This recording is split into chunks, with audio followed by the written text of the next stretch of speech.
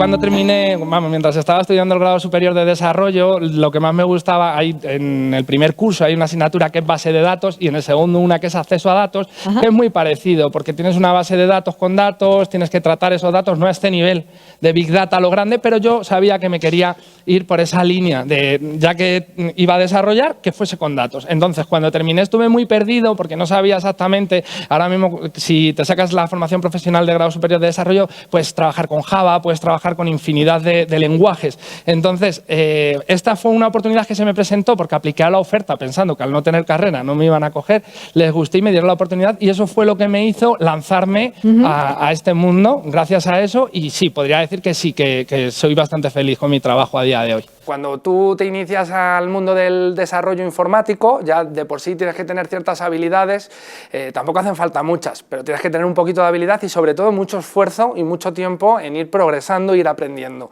Entonces, en el momento en el que ya aprendes un lenguaje de programación, ya te es mucho más cómodo adaptarte a cualquier otro tipo de lenguaje de programación o en este caso meterte de lleno en el Big Data. Os voy a contar qué es el Big Data en sí, algunos ya lo sabréis y otros lo sabréis solo de oídas. Bueno, pues el Big Data consiste en un proceso que analiza e interpreta grandes volúmenes de datos. Todo ello sirve para que ese gran volumen de datos almacenados puedan ser utilizados de forma remota, como por ejemplo un desarrollador Big Data, para sacar todo el jugo posible de esos datos. Generalmente se usa para la toma de decisiones de las empresas. Hoy en día, para las empresas, los datos valen oro. Las empresas, sus tomas de decisiones que se mantengan en pie y que sean competentes dependen de sus datos totalmente. Entonces, no podéis imaginar lo que valen los datos para una empresa. Una empresa potente, hoy en día sin datos, no tendría ningún tipo de valor. Vale, se pueden hacer infinidad de cosas con los datos, como decía anteriormente, pero como por ejemplo, en un proyecto en el que participé, que me parece muy interesante contaros, teníamos que detectar si había fraude en cualquiera de las transferencias inmediatas que se realizaban en una entidad bancaria. Entonces, inicialmente teníamos que hacer una criba con esos datos, pero había que filtrarlos, porque tú en un data lake tienes millones y millones y millones de datos, de los cuales no te sirven todos para esa acción. Necesitas de todos esos datos quedarte con los que necesitas a través de unos filtrados para que finalmente con esos datos puedas trabajar y obtener el resultado que se espera. Después, con la ayuda de un experto científico de datos, en inglés es Data Science, que es como más se suele emplear en el ámbito del Big Data, se realizó un modelo de predicción que es el que ayudaba finalmente a predecir si esa transferencia era o no era fraudulenta. Para ello trabajábamos con Cloudera, con Python y con la librería Pandas. ¿Y qué es lo que más te gusta de tu profesión? Obviamente ya estamos hablando de este aprender día a día, de esta capacidad de resolver retos y de dar respuesta a las necesidades del cliente, pero el hablar con los datos diariamente. El conseguir que a través de palabras que están almacenadas en un data lake, en un almacén de datos, por entenderlo así, podamos conseguir toda esa cantidad de cosas que necesitan las empresas para mantenerse en pie y progresar. ¿Nos puedes poner algún ejemplo gráfico para una persona que no haya oído en su vida lo que hace un desarrollador de Big Data? Pues un ejemplo muy sencillo de lo que sería tu trabajo, uno basiquísimo.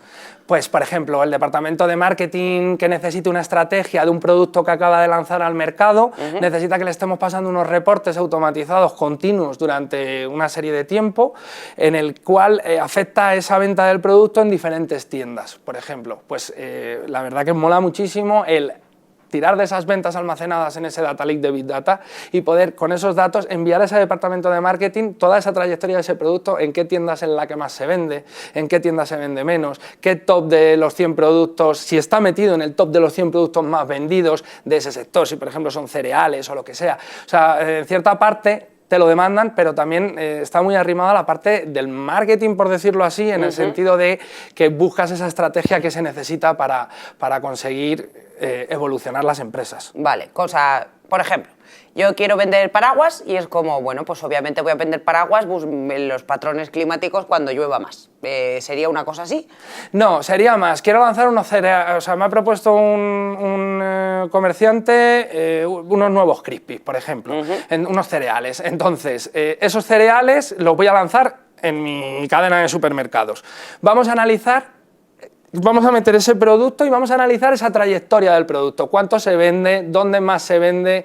¿A qué edad más se vende? ¿Cuál es el comprador? Efectivamente, la edad media del comprador de esos cereales. Con el Big Data se puede conseguir rastrear un producto nuevo, por ejemplo, que se quiere introducir en una cadena de supermercados. Vale, y ya luego entiendo que los del departamento de marketing utilizan esa información para refinar el... Ellos ya analizan lo que nosotros le pasamos para saber si ese producto es viable, si al final consideran hacerle una promoción en la televisión con un pack de un 3x2, en fin, eso ya está ligado a la parte de marketing, pero participamos activamente en conseguir la información que ellos necesitan.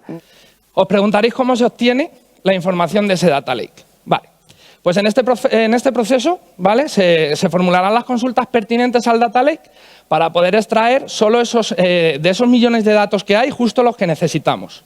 En el ejemplo de la imagen, como podéis ver, tenemos un ejemplo de una consulta, una sentencia de una query a una consulta al data lake que está en lenguaje SQL.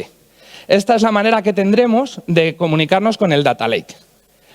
Un programador Big Data, como es mi caso, tendrá que desarrollar un proceso atacando a un data lake demandando los datos del mismo, con tecnologías Big Data, como por ejemplo con Spark y con Scala, que os lo he mencionado anteriormente. En la imagen podemos ver que dentro de un entorno de desarrollo tenemos unas funciones de código en lenguaje Scala. Vale, hay muchas tecnologías Big Data. Es un mundo muy interesante y muy extenso, ¿vale? Yo os estoy contando la parte con la que he trabajado, con la que estoy más familiarizado, con la que quizá también sería más común que empezaseis,